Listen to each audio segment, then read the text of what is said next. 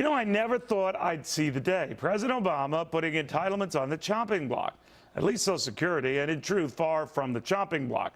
But at least he did it. The president's offer to revise the inflation formula used to peg Social Security benefit increases is a start, and I think an important one. And judging of the outcry from liberals and unions that he's all but killing Granny, it's probably a very significant start. So why did John Boehner call it little more than a stunt? And a stunt apparently dead on arrival with Republicans. And these are the same Republicans who've been demanding this exact sort of thing for years. Well, to hear the speaker tell it, it's because the president's still attaching more tax increases to it. But it doesn't quite add up when you figure those tax hikes were really about closing tax loopholes and special credits that allowed many to escape the tax man altogether. So why the fuss now? And did Republicans do to the president on Social Security what they hated the president doing to Paul Ryan on Medicare, dismissing him for even trying? Time to get debating with Christian Dorsey, Peter Suderman, and Scottie Nell Hughes. Scottie, to you first. What do you think?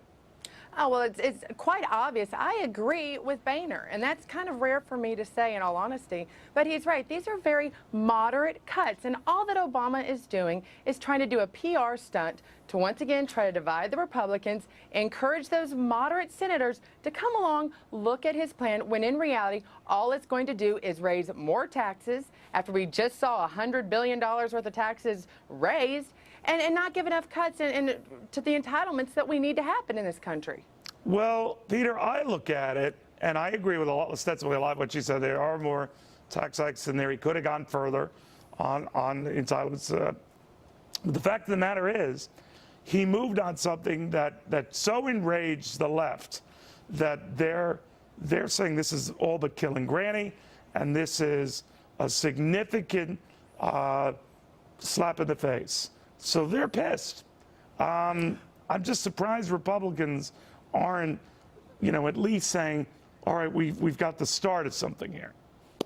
One of the things that's interesting about this debate is that if you look at Obama's entitlement reforms, the administration is really pushing the idea that they're stepping out with a big, bold new compromise. But we've seen all of these entitlement reforms proposed before. I think a lot of what's in the budget is a good, small start, but it's a really small start. There's some Medicare cuts. We have to start somewhere, CPI, right, Peter? We have to start somewhere. We've seen these things before. And so, if you liked Obama's budgets previously, you'll like it this time. And I think that's a lot of what we're seeing from Boehner is they never liked Obama's budget before. They still don't. Yeah, there could be some truth to that. But, Christian, what I'm seeing here is that every time someone on the left or right dithers with trying to address, let's say, a third rail issue, be it Medicare for Paul Ryan, even in the slightest way, Social Security with this president, they hear it on the other side.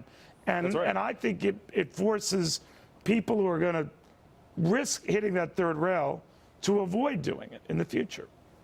Well, that's why I think to discount what the president's done as being insignificant, small, or rehashed policy really undersells what's going on here. The reason the left is upset is because you have a Democratic president putting out on the table, when not being forced to do so, cutting Social Security benefits, when most on the left think that Social Security benefits ought to be enhanced for low-income folks. So to dismiss this as trivial completely is tone deaf to political reality and economic reality for seniors. This is a huge thing, and that this can't force folks to come to the table to discuss is really an outrage for folks who purport to be about deficit reduction in our country's long-term fiscal health. Now, Scottie, I know and understand quite clearly what you're saying. I mean, Republicans feel they already gave at the store on these tax hikes. They're certainly not going to go again. I think what the president's talking about is closing loopholes, special breaks, allowances, something that Mitt Romney supported, Paul Ryan had supported. I think you could quite correctly argue, as I think you did, that that was before all these rates went up. So they've given. But we have to get something done, right? Isn't the president moving on an entitlement a step in that direction? And isn't it worth more than just saying, no, no, no, no, no? Well, normally I'd be excited that the liberal left and liberal media is very angry at the president. But let's face it, the real reason why they're angry is because he actually said the word cuts. Doesn't matter if he's talking about getting his hair cut or cutting entitlements. He actually said the word cuts. And what so, Scottie, be a Republican thinking they're pissed off and annoyed, right? They're very annoyed. Then that should annoyed. be reason enough for me to say, we'll talk. Well, here's my question. Why should we trust President Obama? Let's look at what just happened just last week, blaming the Republicans for not treating cancer patients because the Republicans didn't vote through the sequester. Your antipathy toward the president. I know Democrats' antipathy toward the Republicans. Well-chronicled hatred on both sides. But we have to do something. Right? I agree. You're completely right, Neil, and I wish that the president would actually watch your show more, because then he would realize. Oh, he does. Oh, he does. Oh, we know he does, and I'm that's watching obvious. you watching me, Mr. President. Peter, what do you think? Where is this all going to go? Well, I think the Republicans do have a problem, which is that they don't know what they really stand for, except that they don't like President Obama. That is an issue. On the other hand, I don't think that President Obama's proposals go nearly far enough. And so I think that for now, we're still going to be in an impasse. You have to crawl before you can walk and walk before you can run, right? It'd be nice to see Republicans lay out what they would really like to do with Social Security. If you remember, Paul Ryan's budget basically didn't do anything about it at all. You're absolutely right. And Chris, what I hope something like this emboldens is more Republicans entertaining defense cuts, or at least paring the growth of defense, to put their own sacred cows on the table, each side, and a lot more than each side has done up to now. That's what worries me, that I don't see that being done. I don't see it being done either. I mean, the Medicare stuff, Republicans have done a little bit more on, but on Social Security, they've basically been silent. But Christian, do you think that that stagnates this whole process? Well, it really does, and it really calls into question what is this whole process designed to do.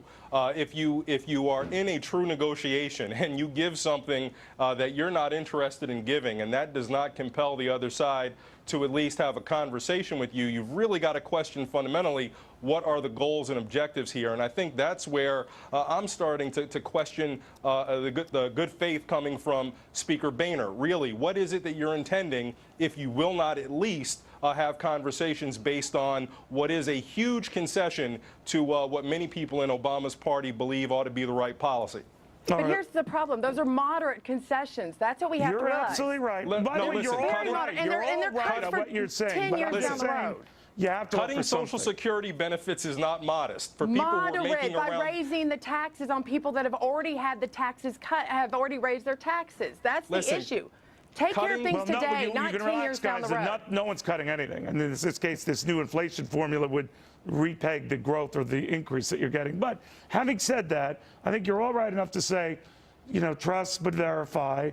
But I don't see enough trust, but let's move to the next step. That's what worries me. But we'll see. We'll see. And if this was compromised, he would have presented to Boehner saying, you know what, this is kind of like a la carte, take your pick. He didn't. He said it's this or nothing. And that's how he presented it to Boehner. Well, that's how we know there's not he compromise. Didn't say that. That's what a bargain is about.